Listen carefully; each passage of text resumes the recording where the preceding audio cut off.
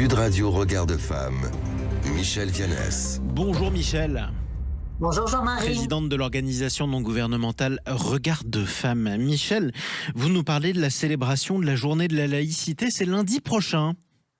Tout à fait.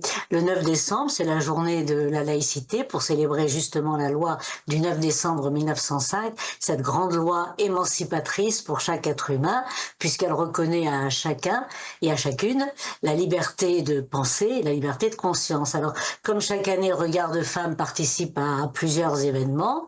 Alors, lundi, j'interviendrai à l'hôtel de ville de Bayonne à 19h aux côtés de Philippe Val sur femmes et laïcité. Ça vous étonne pas? Oui. Et donc, la laïcité, cette force et ce bouclier pour les femmes face à tous les intégrismes religieux qui voudraient nous maintenir dans une situation patriarcale archaïque où les hommes exerceraient un pouvoir absolu sur le corps et l'esprit des femmes. Mais il faut pas oublier que la laïcité, c'est une fête, et donc dès dimanche, à Paris, à l'initiative du collectif laïque national, il y aura un bal laïque organisé à la mairie du 18e. Vous allez danser, Michel, c'est ça? Exactement, on va faire la fête pour la laïcité de 14h à 18h, et j'interviendrai également, je danserai, mais j'interviendrai également, on me demande toujours de parler, lors d'une table ronde sur laïcité, femmes et sport. Et dès le matin, donc lundi, dimanche matin, pas pour trop miner, mais enfin à 10h à Paris, au Square Nadar, toujours dans le 18e, devant la statue du chevalier de la Barre. Alors justement, tiens, parlez-nous du chevalier de la Barre. Eh bien, en 1766, le chevalier de la Barre, un jeune homme de 19 ans, a été condamné à mort, supplicié atrocement, torturé et exécuté pour avoir, selon ses juges, manqué de respect à des symboles religieux.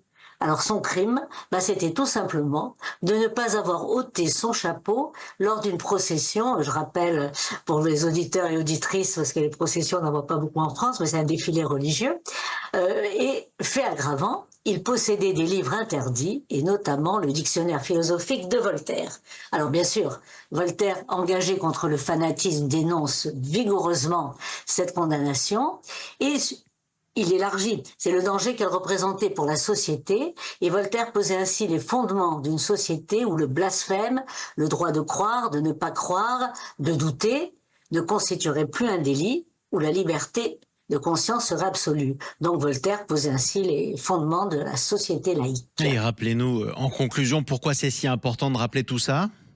Eh bien, parce qu'aujourd'hui, on a des réseaux obscurantisme qui tentent de réhabiliter le blasphème, c'est-à-dire l'interdiction de critiquer une religion. Je rappelle que la religion, c'est une opinion, en usant de pression sociale, de revendications législatives ou de violence. Et il est important de rappeler le martyre du chevalier de la Barre à ceux qui voudraient nous renvoyer à la Saint-Barthélemy et au temps des guerres de religion. Eh bien voilà qui est dit. Merci beaucoup Michel Vianès. On vous retrouve samedi prochain pour un nouveau Regard de Femme. À très bientôt. À très bientôt et bonne journée.